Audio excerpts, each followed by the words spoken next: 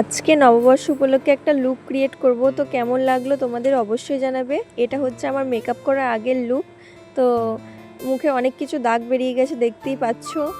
তো আমাকে এটা জানাবে কমেন্ট করে যে আমাকে মেকআপ করার আগে ভালো লাগছে নাকি মেকআপ করার পরে। তো চলো আমি এখন মেকআপটা স্টার্ট করি। প্রথমে একটু টোনার অ্যাপ্লাই করে নেবো, তারপর একটু শুকিয়ে নেবো। আর আমার মুখে এমনিতে অনেক দাগ হয়েছে, তো আমি হেভি মেকআপ করব না, কারণ আমি মেকআপ করিও না সেরকম। আমি শুধু ময়শ্চারাইজারটা জাস্ট ইউজ করি। তো এখন একটু ভাবছি যে রিলস বানাবো, তো সেই জন্য একটু ফাউন্ডেশনটা অ্যাপ্লাই করব।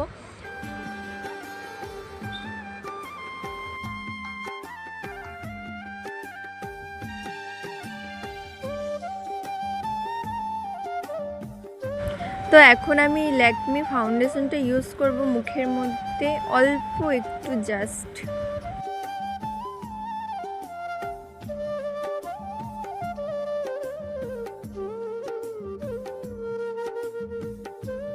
ব্লেন্ড করা হয়ে গেছে, এখন একটু বেবি পাউডার ইউজ করে নেবো।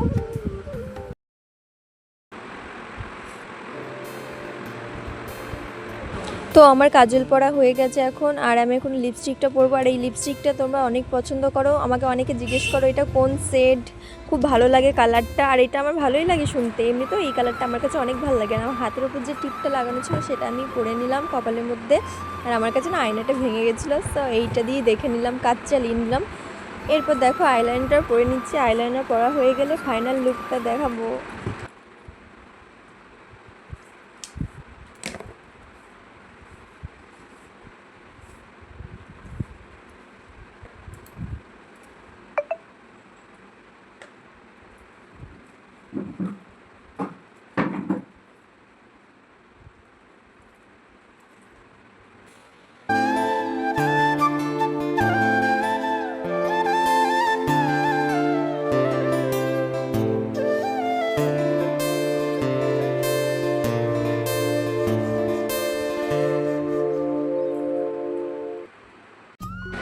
তো নববর্ষ উপলক্ষে যখন সাজুগুজু করলাম একটু, তো ভাবলাম তোমাদের সঙ্গে আজকে লাঞ্চটাও শেয়ার করি, কি কি রান্না হয়েছে।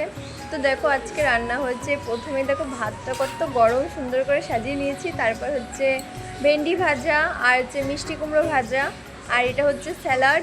তো স্যালাডটা আছে শসা, টমেটো, গাজর, লেবু।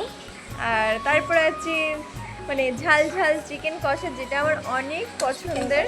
তারপরে আছে আমের ঝোল চাটনি, আর এটা আমি বানিয়েছি, আমার কাছে অনেক ভালো লাগে আমের ঝোল চাটনিটা। তো আজকের মেনুতে ছিল এই। তোমাদের কেমন লাগলো জানিও, আর তোমরা যদি কেউ খেতে চাও তাহলে অবশ্যই চলে এসো আমাদের বাড়ি। ওকে দেখো গাইস, ভিডিও করতে করতে কত ঘেমে গেছি, এখন একটু হাওয়া খাচ্ছি। কি গরম লাগছে। তোমরা যারা বলো ভিডিও করো খুব সহজ,